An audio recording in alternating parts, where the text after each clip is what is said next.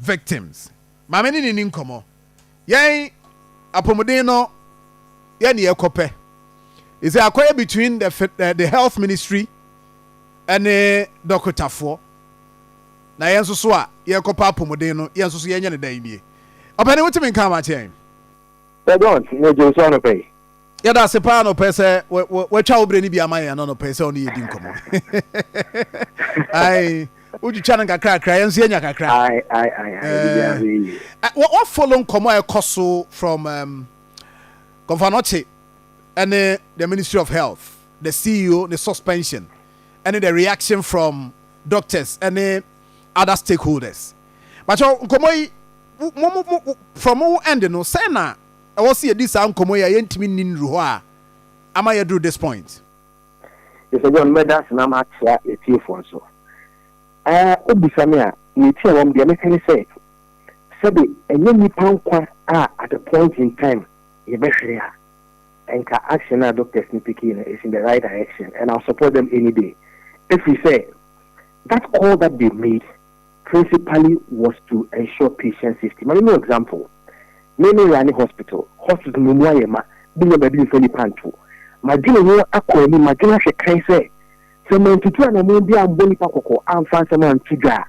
But if you say we also, yet not what would as mother be looking for financial by a saint in the Sebi, washing qua. Wabra, a bear answer information look on them kaka, or them calls who banner to confine in general, or better and a more for two. Edia as a swano kaka, and sana, and Mletomu acquired a wapa. If you can put in terms of patient safety there, and come on, the money, if he said, Omushu meaning say, you need to say, Yan Kasana, your chairman, send the rubber when some I didn't send the brava.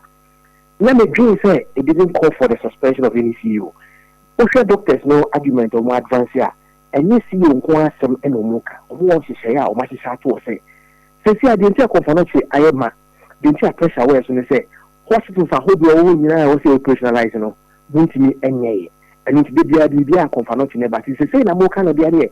But my timeline is saying, I want to mean them, but only doing them, the yes, I want to say that about the year one. And for me, and yes, I'm pay action with the whether it is legal or illegal. Sometimes I will say, John, I say, I was set to use chaos to treat an equilibrium. And it's that chaotic scene when hey, no, a baby has an abajolo, then I will be in family. The end game is for the benefit of the patient because if this is able to result in anything positive, eventually it's the patient who gains. But then, like I said, within that measure now, lives will be lost, people will get issues, complications, and all that. And not the only problem. I see. Now, yes, so we'll go through, pains. And in the end, I will say, Unya, I hear and I say, Okonia Shenono. But when I am more dealing with some of these things. Ghana, and I say, we are seeing now, Apomodin, Nema. Energy. I was say BBC a whole kwan BBC patient be whole kwan say was say Akoma be bit makazo doctor for strike. Adan wenti entimi hwew. But bibi o hosa. I will say doctors now kasane health workers they are essential service providers. It's in the papamuno any kwan say come strike because I don't know no service no more provide no sec bidika every free say the institutional born in eba. O say Ghana constitution mun so free basic healthcare, there you'll be right. There was an Saka. It won't mean depriving the panel of healthcare when it is the person's right, so to speak. But like I said, no, no critical. Meaning they say, my minister, whether they will come back to work or not. But many points in say, you come medical negligence and medical malpractice once a month. Majority, apart from human errors, attitude, it's a systemic problem, and this is clearly a systemic issue. Obviously it will lead to something, a dire consequence. And I'm waiting for somebody to suffer, for them to sue. Because me right, and the banner will be driving me. National grounds now, it's fact that I can take action against either the government or whoever. We need to test the law and see where it stands. For me, you cannot deprive people of that right of access to healthcare. But under the circumstance, I'm only praying and say cool health will prevail. Now, I feel that young to because the system is, basa. And obviously, Dr. Nino Duma, now it's your arguments no more advance now. It makes a lot of sense because they say, Any question can make us a movie, Manipa no one intuition, and the man no remember we let time bombs was say, Mamani Panuana. Like I said, any other endeavor would have been a good cause. But once human lives are involved, we just need to, at a point in time, assisting slowly. So far, the Yahua, because my some sort of assurance, say, the National Labour Commission. They are, like I said the other time, I can say, Omonebia, BBC Ba, Ombetimi Ababe can be a better statement, Beba say, striking a more illegal. Moon Trassi, na Mon sign, and you who you. Na striking a Mosemo Kono, Mon train sign. That is that. Obetimi a court, baby, or cock drabby or beco court. Na Cotaman said to me, na, yet the arena. Apart from that, me nim dear, but say yen so yen timamufona na manfona. Yes, you occupy a channel. Yen, ye bet me ade asemi, ye bet say so yeah, minimum the SBS a BS pendia. Oh, like I said previously, no, ye Ghana Hano, okay, a year. Yeah, associations are why I see a coalition of teachers, coalition of one, any coalition of patients, any association of patients. If we had, and can you never go senior for authority, not because of anything, but to grab him, or more say, and most people don't understand what goes on in healthcare systems, okay? So a lot of people run commentaries which are unnecessary. But if you understand the system well, knowing how systemic problems are endemic, I mean, I think at a point in time, you never back, I didn't do so I can't want more company when I'm going to also Moko, but young can extra the session. And as some way, can you and yes, I said, I could be a say, see you conquer yeah, and get back on a book or not. It's like I said, say, oh, I fast over king, I want boom, said, I can't see my before I could and I can't say anything could do, Matty. That's a bit of the air, I say, there, where the young young conquer supported that course, and making sure say the right things have been done. Because you see, if you don't hold the government accountable, I won't prioritize healthcare. And that is why a lot of people are dying needlessly. And you must say, about the kind of book or more all the other associations, no bodies, no mukano. So, because the Team Labour Commission or Abusia for no so Abusia or no see nipa or buy a cost tobacco 25 and no money bound. Instead of me doing these knee-jerk reactions, I can hear maybe say, you know, back when pressure upon the government to do the right thing and we to the hospitals. Not to be a papaya, sir. You know, I say, if you pay up, no, sir, as we and Kwame, because you see, over Brobbey could do in a split second, simply because either the system is defective or the person himself or herself is not up to the task. You just die like that. And it's a problem. And to be kind of Mundia, you young for movement over Tuesday, young for can even do a certain movement, when making sure that the way in such a better. Not those justifications, they are necessary. You see, you cannot use human life to score political points. And let us feel like you are doing so much when actually nothing is being done. And can they usually say, I think we see here by you. That means that's why. Oh, Doctor for Monka Marin to Wadobre, as one more coming in a yache. Say, see now. Say they are a doing science, you know, Yashamo. Now, and answer was me and 9 10. Baba, my say, I hear you, not first and almost that's what he said. No, you didn't come over here and probably so many next month. Something for the Samba. But Minister, we have statement about from the PR unit of the Ministry of Health. I'm say we are the anwa ya no demo aye kano. Omo ye adwuma pa na by the end of the year 2026 afia ye gumu ye you know na omo complete bibia enti maybe no assurance maybe am ye say ni sam komo biu. Oh, Sir John, adwuma dey say obi kwa commission so we and the make sure say if you actually do it, so we can let us know because you ain't seen our way to man. This also my assurance. Any question we ban and you know, come and talk to us, tell us because these concerns have been raised over and over and over again. It's let us know, let us even before this matter came up, okay, or more periodically, somebody will come and tell us, oh, these concerns, I mean, I've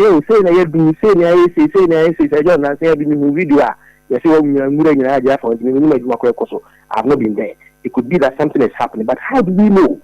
If you person patients so more healthcare needs may prioritize it, and as a result of that, you to do an way just to safeguard the situation and make sure say the day we rely on that assurance because I mean obviously there will be evidence to see say Namona Mo can move to Ampa.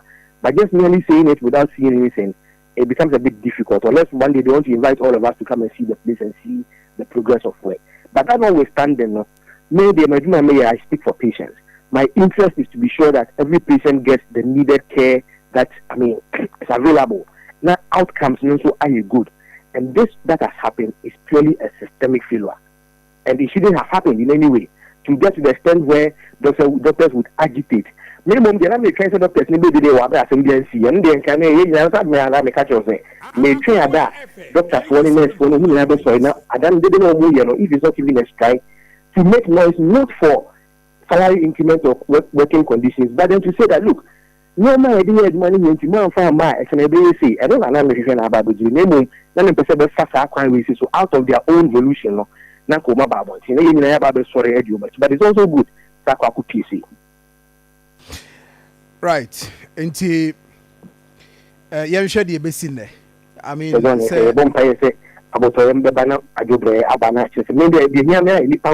involved. And that's the most critical aspect. Other than that, I would have championed this course. I would support it any day. But do you think, sir, are buying as in ministry, your concern? So, John, the call for the CEO suspension was unnecessary. There are a lot of internal mechanisms that can put in place. For me, let us even analyze it critically. So bad means me. One child almost didn't tell what this government directive say. And if I say turning down anybody from exactly, and that is directive from the president. That is true, but the point is, you see, let us be realistic, Sir John. And you need pounds for home common a year. If you let us put it in perspective, it's not a matter of directive, it's a matter of reality. The point is that so bad own to show. If you only have a hand bad, there's nobody sign. So clinical decisions there, they are but we share statement or more debate trade. I just say about Geno. What's say? Minister of Health, the PR unit. I must say about Geno. And who can say that's the question. So I think it's you, suggest you. You one part, many example 35. The overstretching by accommodating excesses could do maybe 60. And we are telling you to accommodate more. Yes, I'm going to cap nothing. That's the issue. So for the government to face the matter squarely and make sure that the logistical issues are also more space constraints, all those problems. When them Canadians because only people are dying needlessly by the day. Every day will be who are brain question who will be proud of brain question who will be them or brain question them simply because the structures are insufficient. What can they do? That's the issue. Maybe they are doctor for I'm sorry but this time around I'm speaking for them because as a it makes sense. You can also the capacity was stretching manabroso or even with that stretch now was stretching the crown of the containing or more. There is no accountability. Why is it so? Because maybe the manufacturer say Obi and need more so ye and Obi and something ye and a system this why baby do be a drill and a brain. But the point is, it doesn't make sense to keep quiet when you actually know since a one casa maybe you can bank on a distance will be said in a bus if you in a quiet or back referral center tertiary facility. Or by no issue or the ambulance or back all the way to do conference to assist. That's my main telling me carried down. So the question is maintaining funding for him. So what's my main telling me down? Provide me with an alternative is a simple matter. And that's what they are calling for. If you are saying that even if we are overstretched, we should still accommodate, then give us other places. You know what? If the government was minded, the most simplest thing they could have done was to post emergency physicians to all these other peripheral hospitals. It is a commercial south now, never the medium fatun kete, Ebinia, Udibakosho, Udibiko Kinkers, Udibiko, and the answer Nipanubano, Ubia Swano or and Qatar pressure in your Macon. I don't think against him training emergency physicians. No one training all these district hospitals, so because it's a specialty. If you only sign in Ghana, won't you make sure, say, Nipano or Assembly among about better ambulance or do conference when I am the Azon Kebaho, community must run already, but because our structures are not effective. There are no referral protocols, nothing. And for me, Sabani Kase or Bad Jidia and Yefi, no providing needs now or the better. Unless, of course, they want to tell us, oh, the patient in the bar. How do you expect that a patient, a pregnant woman in distress, is treated on the floor? What is it that, any civilized country, then it's very easy. And if it's not done anywhere. It's after the patient safety. You can do it, baby. It's many arguments I may advance, and what I'm saying on behalf of migrants, we say, Sabai say, Oba, or so, and your own children, baby, or Muja, or Monfaneto. And that is what the doctors are asking. Say, the management or the board should give them clear protocols of what to do in such instances, so that when they default in that instance, you can say, patients, why am I to rooftop and when this one. But until that is done, and they can't provide it because they know. So why do you have to talk about this? Go and do the other places, fix them, let them be operational, and then we can spread healthcare equally. So that at least you don't witness what you are witnessing now with the place being only medical negligence. I can watch Marco John. Every media, the doctors are also human beings. They get fatigued, they get tired, they are stressed out. Look at the doctor to patient ratio in our country here. 1 year adequate use of patient. If you can obey mistakes, obey mistakes, obey mistakes, so I am born if we say, look at how they, they do a bit much, but some of them also do a very good work. It is for me, the dream say, I buy the person, Obiaba, Onjina, and Sayano Saneka. Onjina, Manuma, the Bayer, you are the Benjamin money space. The movement never made Manacoso, Famum, the medical negligence, and then Cosmo, and on that, because we say, we can say administrative issue, sanctions here. Maybe I don't look at it from that point of view. I look at the impact on the patient going to access healthcare. Because I can't cover about 2 days with 1 year, only from which because there are some places that no more the management conference of one area if you want. You need to be apart from their private facility. That is only secure local private facility. So about Abayim what to say, yes, you could pay unnecessarily. Yes, you may be my need more and my try a private first idea in your man. If I did me, they them, and you want to bring it to my cause. So that is my interest. How do we protect the patient? So for me, you don't score these political points at the expense of human life. When you know human beings are involved and they can die. It was purely unnecessary for them to have even taken that decision to suspend the CEO. Right. Yeah, that's it. Every pum. If didn't come, we sure say be an awchi fear that be able to messiana. I heard the ever cost so na etimi amonitania. Medasepa, thank you very much. For a friend of Kwame Brobbey appear executive secretary the man advocacy for medical malpractices victims. And yena didn't come on pen and chair ever call any advancing kumo.